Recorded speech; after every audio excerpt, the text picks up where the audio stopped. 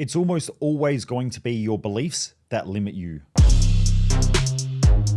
Driven Mofos, welcome back to another episode of The Underestimated Entrepreneur, where I'm answering your questions.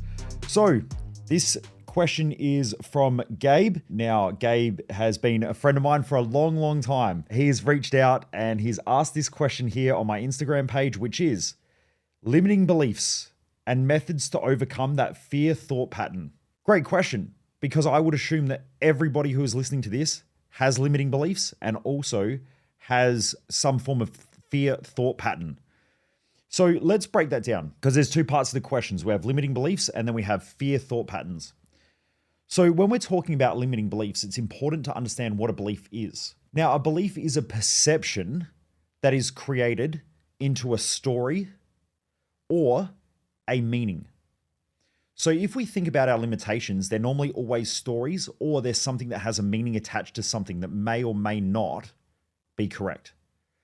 So that's what a limiting belief is. Now, a lot of people talk about these ideas of limiting beliefs, but every idea can be limiting. You know, my beliefs 10 years ago may have worked for me back then, but may not work for me now. So if I use those same beliefs now, they're going to be limiting because they're limited to where I was back many, many years ago. A lot of NLP and coaching and all that talks about these ideas of limiting beliefs. I don't really talk about them that much because they're not really that important. The truth is, you either do shit or you don't do shit. You think effectively or you don't think effectively. So I try to simplify it instead of creating these terminologies like limiting beliefs. And then people say, oh, well, what are they? And then you have a whole bunch of people in the personal development NLP field who talk about getting rid of your limiting beliefs. But here's the thing, if you could get rid of all of your limiting beliefs, you'd just do everything that you wanted to do with no fear, and you'd probably die anyway because fear is there as a survival response to stop you from doing stupid shit. So we all have limiting beliefs. They're there for a reason, but we have to work through them. We have to find out what beliefs are limiting and what ones aren't at any point in our life. So we're always working on them. I'm always working on my limiting beliefs. But again, I choose not to think about it. Either shit works or shit doesn't work. So if your thought processes aren't working for you, it's not that you have limiting beliefs. That's just a label that you attached to the way you think. If you just go, well, my thoughts are either working for me or they're not working for me. If they're not working for me and I'm not getting the results that I want, then I need to change my thinking. It's that simple. That's why I'm one of the best coaches in the world, because I just make shit simple. Either things are working or things aren't working. I meet people all the time. They're like, oh, I'm stuck financially and this is happening and I'm not getting the results that I want in my business and my relationship's falling apart. Then 2 minutes later, I'm like, right, we need to do some coaching. Here's how you move forward. And they're like, oh man, I don't know, like things aren't that bad, I guess. Like, things are actually working really, really well. Like I'm going really good. And I'm like, man, you are so fucking dumb. You can't even see that your own limitations are yourself. But that happens almost every day in some conversation that I have either on social media or over the phone.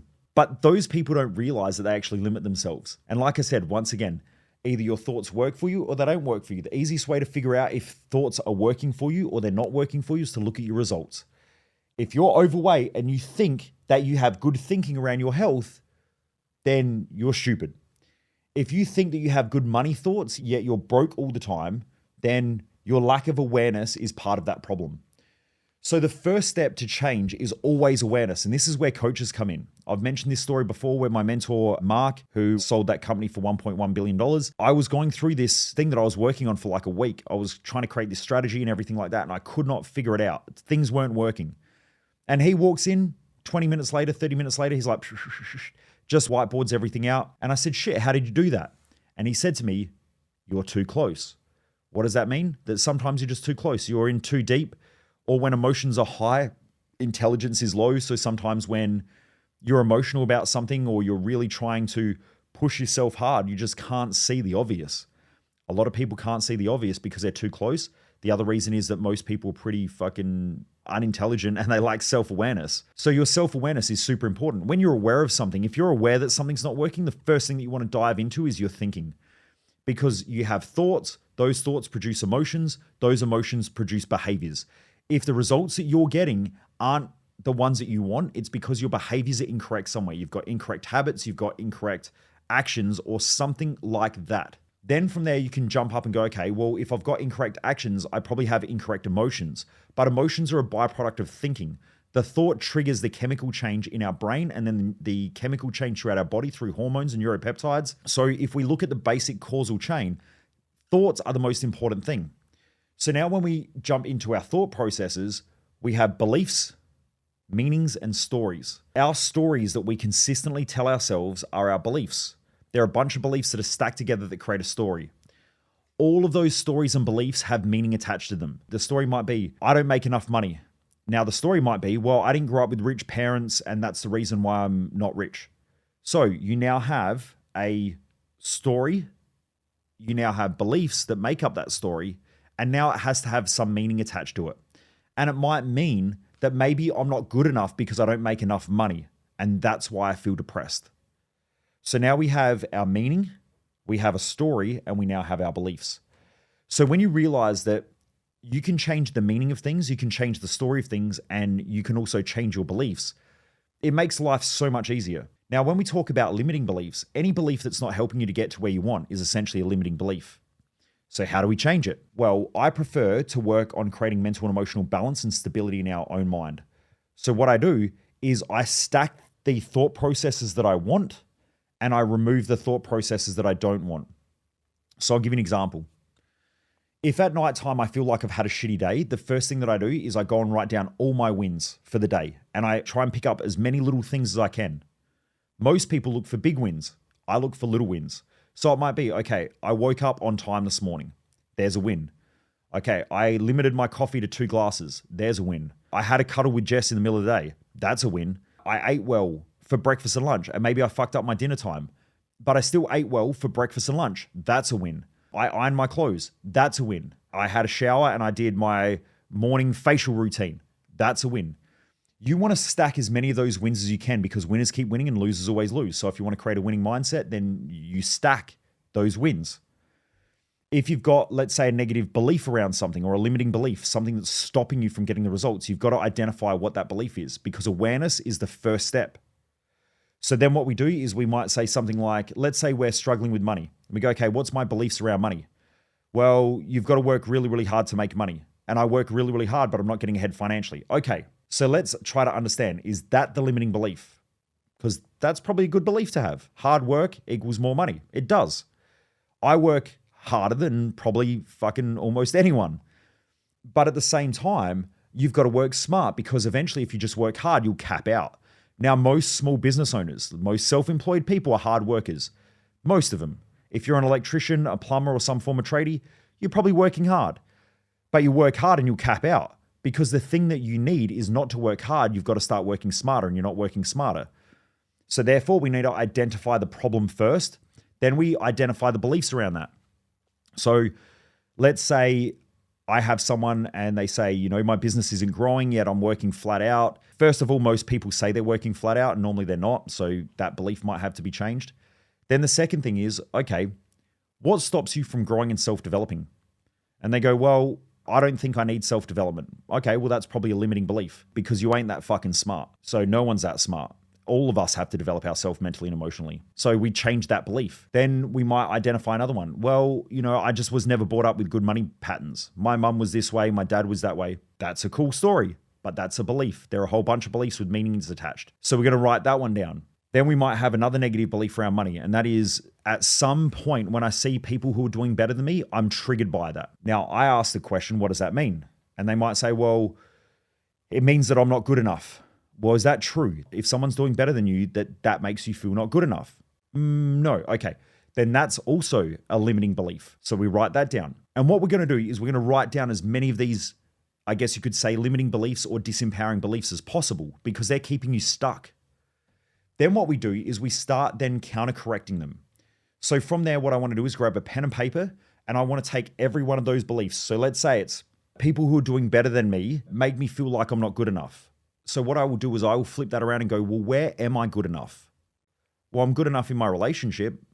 Jess thinks that I'm a superstar. My mum thinks I'm amazing. My dad thinks I'm awesome. They've seen me go through adversities. I work hard. I put in effort. I've been training since I was 13.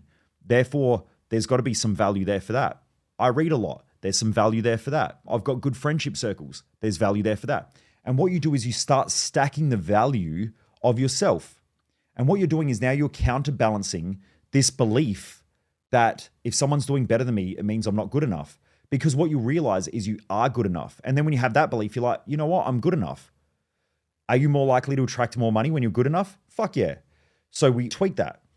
This is why I say personal development is the number one most important thing in your life if you want to be fulfilled and if you want to achieve more. But most people still don't get it. This is why anyone in my Business Growth Odyssey program, I consistently tell them, if you just stay focused and you keep working on yourself, you'll crush most of your opposition and your opponents. Because most business owners are fucking dumb. They're dumb because they keep thinking that a business is going to make them feel a certain way. It's going to make them feel better about life. It's going to give them the freedom that they seek. But eventually they'll self-sabotage or they'll self-destruct and they will fuck it up. Most of the time, you don't have to beat anybody else. They'll beat themselves. They'll just self-destruct. I see it in the coaching industry. There are millions of coaches that since I've been working that have come into the industry. I don't even care about them because most of them will self-destruct within 2 years, maybe 4 years. And most of them will never make any money. Most of them will just struggle and just pay the bills, right? That's most people. Most people in every industry do exactly the same thing. Most people in the plumbing space, they'll have 2 to 3 staff. They'll hate their job. They'll hate their life. They'll get paid a little bit of money. Then they'll go and blow it all and their life will be miserable up until they're 65. Then they'll realize that they're broke, that they haven't really gotten anywhere in life, and they'll just end up in a retirement fund like everybody else. Why? Because they never developed themselves. It's really that simple. Okay, so please understand that most people fuck it up for themselves. You don't have to worry about competing with most other people because 99.9% of people will fuck it up for themselves. So how do we not do that? We develop ourselves. We keep developing ourselves. If you want to keep growing a business, you become a better leader. You become a better communicator. You become a better manager. You keep learning off of mentors and coaches. You become better at operations. You understand how to leverage people better. You start to learn better hiring strategies. And all of those things, you keep stacking your skills. And over time, you just develop these skill sets where even if you jumped in and started another business, you would grow up pretty quick. Why? Because you've already developed the skills. Most people, they've got shitty skills and no personal development and a lack of self-awareness. They grow their business for a little bit. Then when it gets hard, they go, oh, there's this other opportunity and I can make more money over here. So they jump into the other thing. Then the other thing, the same thing happens. And they keep bouncing around because they're avoiding doing their own work. If you're making less than $1 million and you have more than one business, you're crazy. Crazy. Even if you're making less than $10 million in most cases and you have more than one business. And when I say one business, outside of the first business, like let's say you've got a civil company. Now you might have your civil company where you do civil contracting and where you go out and you excavate land and all that stuff, but you might have a different business where you buy equipment in that company and then you rent it off yourself or you rent it out to other people. I get that. That makes logical sense. But if you're doing a business and your business is civil construction, but you're also starting another business on the side, which is plumbing, then you're starting another business on the side, which is hiring and HR, and then you're going to start an e-commerce business on the side, you're fucking crazy, right? Because all you're doing is you're diversifying your energy and you're unfocused. That's a lack of discipline. That's most people. That's what they do. And so they'll probably make like 20 grand here, 50 grand there, maybe $500,000 there. But now they're trying to run 4 businesses all at the same time. There's no way you can possibly do that, right? Not well. That's why if you look at the rich list, like if you look at Gina Reinhart is in mining. She's an expert in that space. If you look at Bill Gates, he's an expert in computer and technology. He's not going out there being a property developer at the same time. Now, yes, does he develop properties? Hell yeah. Because he takes money, hires experts after he's made an absolute fucking squillion. And then he goes out there and he hires the right people and he puts his money and invests money in the people and all that stuff and he has other people run those companies. That's what you do when you're smart. So you diversify when you've crushed results in the thing that you're already doing well. You do not diversify when you ain't doing shit already. And this is where people like, I hear all these clowns on social media and they're like, the wealthiest people in the world have 10 income streams. And I'm like, yeah, but you're fucking broke and you're not the wealthiest person on the planet. So having 10 income streams is fucking stupid. If you look at them, that one person had one income stream for probably the last 20 to 30 years, and then they started diversifying. Because when you make more money, you have to diversify. So I take money from our company and I put it into shares, but I spend maybe a total of maybe an hour a month on my shares because I don't diversify my energy. I just take the money, I let it stack, and then when I find good shares that it's a good opportunity, I'll get in and I'll buy those shares, and then I just leave them. I forget about them. And then I just let the dividends stack. I don't buy and sell them. I don't watch markets. I don't need to. I do look at the share report most days to just see what's happening. But that's because if there's a massive price drop, like if we have a 20% price drop, I'm going all in and just chucking a ton of money in the market because it's probably going to come back up by 20% in the next 3 to 6 months. Okay. So other than that, I don't touch it. I'm not putting half of my life into e-commerce. I'm not putting the other half into doing crypto trading. Then I'm not starting a marketing agency, which is what all these clowns online do. And then they try to convince everyone that you've got to have multiple income streams. I'm not trying to start and run a mechanic shop and then doing network marketing on the side because you're not going to make enough money. My point is that you have to focus on what you're focused on until you start smashing home runs. But anyway, let's come back to limiting beliefs. So first of all, we identify the limiting belief.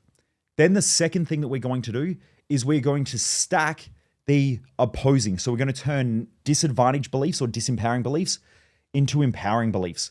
And we do that by stacking. And all stacking is grabbing the counter opposing belief and then finding out where we already do it and have done it throughout our lives, or all the benefits of that new belief. So let's say I have a negative belief around sales. And I think that sales is hard, sales is tough, I fear rejection. What I can do is I can go, okay, well, what's the benefit of being rejected? And then write down anywhere between 50 to 200 reasons or 200 benefits of being rejected.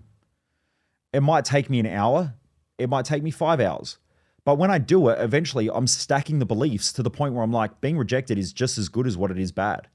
That's why I don't fear rejection, because I did that exact same principle. And what I realized is that there's always going to be rejection out there. And it makes no difference. I've had people reject me before and they still buy products. I've had people shit can me before online and they've eventually come to my events. I've had people who have been friends who turn out not to be friends in the future. So all I can do is the best that I can do today. So I set an intention, I go for it. If I pick up the phone and I call people and they hang up on me, it's their loss. It's not my loss. I'm trying to help them. So my intention is to help them. Whatever they perceive my intention is up to them. I've been on sales calls or had sales calls before. People have flipped out. They've spat the dummy. I'm a scam artist. I'm a ripoff. I just take people's money. People go nuts. And then I'll call them back a day later. I literally call them back a day later and I'm like, hey, is everything okay? Like yesterday you seemed like you were triggered and all that stuff. And they're like, yeah, sorry, man. I was just going through some shit. My wife's just left me and this has happened and that's happened. I'm like, hey, how can I help? And then bang, all of a sudden it's fine. We all have shitty days. So I don't really worry about that, but I learned that by stacking those benefits. If you think that you're afraid of going to the gym or you don't like the gym, write down the benefits of going to the gym. Stack as many benefits as you can, anywhere between 50 and 200. When you do that, bang, you'll start going to the gym because you're essentially training yourself how to wire your brain. What I think, and this is what I perceive, is that most people when they grow up aren't in control of their beliefs. They're not in control of their stories that they tell themselves. Most of the time, they don't develop their own meanings. They are given through assimilation through the people that we hang around. So if your parents say rich people are assholes, you've got to work hard to make money, you can't trust others, you are automatically gifted that belief in most cases. And so now you're an adult and you're wondering why you're not getting the results you want, but it's often because of how you grew up. Now you can do what most of the world do, and that is blame their parents. But that doesn't help you live a better life. It just means now you have an excuse as to why you're not getting somewhere. That's cool. Does that help you? The answer is no. So I think that is just such a shitty, low-level, low-thinking answer to feeling like shit about yourself and your life and not getting the results you want. I'd rather people don't do that. So what do I do instead? I say, okay, well, how do you want to think? What do you want your beliefs to be? Have you modeled someone out there? And when I say modeling, it's looking at what someone else does and modeling them. So if I want to make more money, I go and research people that have made more money. I find out about them. I find out how they think. I find out how they behave. And I try and replicate and do the opposite. If I want to have a better relationship, I do exactly the same. That's why you're reading books. You read a book because you're modeling what someone else does. You're modeling their beliefs. You're modeling their ideas. So that's why I read a lot, right? I can't go out and spend time and money with Aristotle and some of the greatest philosophers on the planet. I can't go and hang out with Einstein. But what I can do is I can grab his books and I can read them. and I can start to assimilate the ideas, the beliefs that he has in order to be an intelligent person. Now, you can hire mentors, you can have great coaches, you can get all of those things and start to assimilate those ideas. But if you're hanging out with shitty people who have shitty thoughts, you're going to take on their shitty thoughts and their shitty beliefs, and you're going to start to assimilate those ideas and those thoughts and then wonder why you're stuck.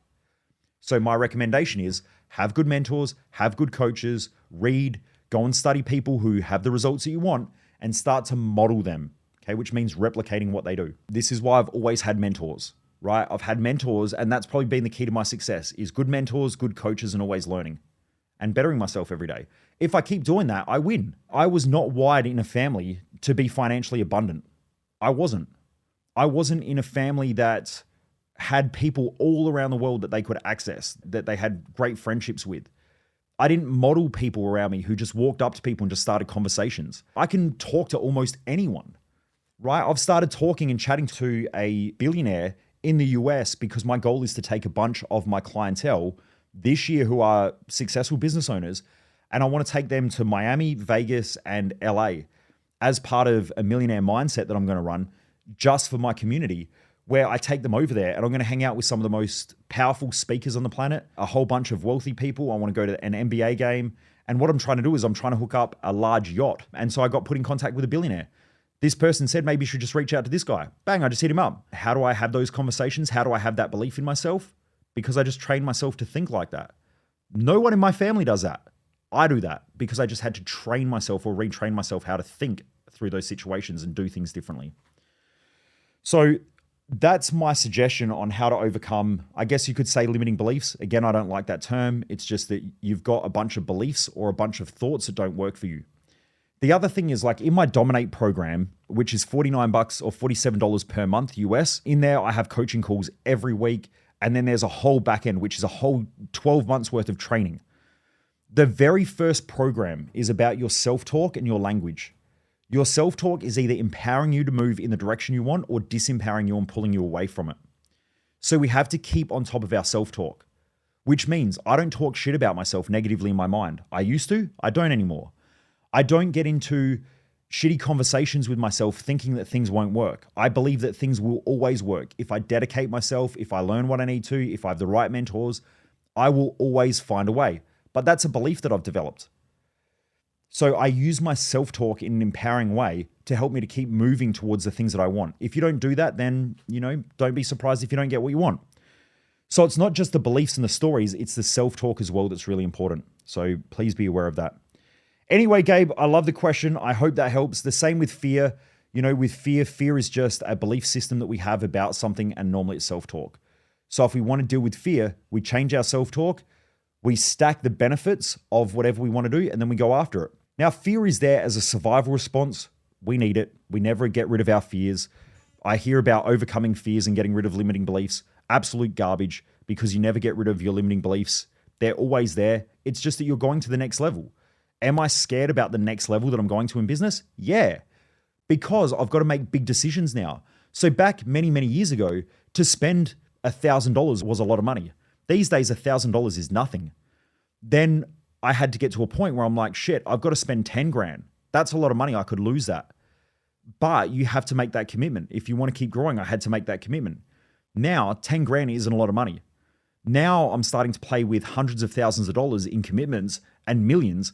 When you do that, that scares the shit out of me because I could fail. Things could go wrong. It takes me a longer time to build that money than what $1,000 does. So if I lose $1,000, I'll just make it today. It doesn't really bother me. But to make $500,000, that's a lot of money. That might take me a couple of months. The level that you play at brings up the fear. So me going to the next level is scary. The fear comes up.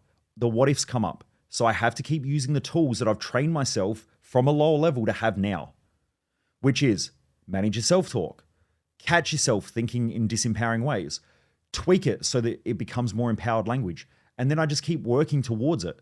Now, I'm hoping that one day $1 million isn't a lot of money. Now, for a lot of people out there who are listening to this, you're like, shit, $1 million is fucking everything. But it's the level of the game that you're playing at. If you want to go to greater levels, you've got to make bigger commitments and bigger decisions, and it's always scary. So you never get rid of fear, and you never get rid of your self-doubt. You never get rid of a lack of self-confidence, because it always depends on the level that you're playing at. If you want to go to the next level and you want to play at a higher level, you will have the doubt, you will have the worry, it'll be there again. But you just keep working through it the same as you did in the last level, and the level before that, and the level before that, and the level before that. Should you keep doing that, you'll keep moving forward and you'll keep getting the results that you want, because that's how life works. Anyway, Gabe, I hope that helps. And for everyone else who is listening as well, I hope you enjoyed this. If you're not following me on Instagram, please jump across. I've got a brand new Instagram handle, which is michaelmojo_success. Jump on there, check out what I'm doing. I'm posting heaps of stories, putting heaps of content up. Also, please share this podcast with other people around you as well. Let's get this stuff out to the world. Let's blow it up. Let's help the people around us perform better. Driven Mofos, have a great day. Keep kicking ass, and I'll see you on the next episode. Most people waste their life, and I just don't want you to be one of them.